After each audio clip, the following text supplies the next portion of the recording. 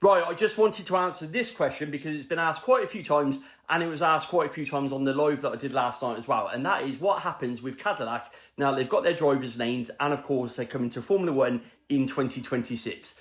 Now, with regards to testing and wind tunnel and development of the car and the cost cap, they are bound by the same agreement as the 10 Formula One teams. Once their official entry into Formula One was adopted, they become handcuffed into that deal. So they've got a cost cap, they've got wind tunnel runs, all of those things that apply to the teams with regards to testing of new cars, what they can put in the wind tunnel, how many runs they can do, etc., etc. They are bound by the same agreement as all of the Formula One teams to make sure they don't get an advantage. Now, with regards to the two drivers, it's a little bit different because of the two drivers setup.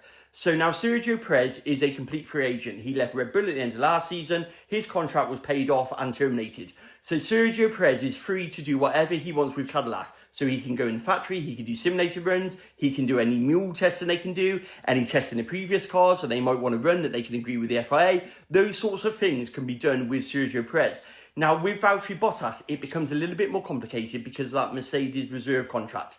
Now, Mercedes have confirmed today in a post that Valtteri will remain with them to the end of this season as per his current contract. So they're not releasing him early. Now, what that means is the same as what happens when a driver is changing teams, like we saw with Lewis Hamilton last year, Carlos Sainz, etc., etc. Those drivers become excluded from any development for next year. So anything that's going to give them any information with regards to the development of the car for next year, those drivers will naturally be excluded from to make sure they can't take that information and run away with it. Now, with regards to any work with Cadillac, that would have to be pre-organised and pre-arranged with Mercedes because he's under contract. So things like the launch yesterday, that would have been a marketing thing, that would have been pre-authorised by Mercedes to release him to do that. So what we're probably going to see is Valtteri doing more of the marketing side, but not the simulated testing run, and probably Sergio Perez coming in and potentially getting an advantage by doing that. But the hope is that Mercedes will still be honing Valtteri's skills in terms of what he's doing as a third driver, so therefore he will still be ready to hit the ground running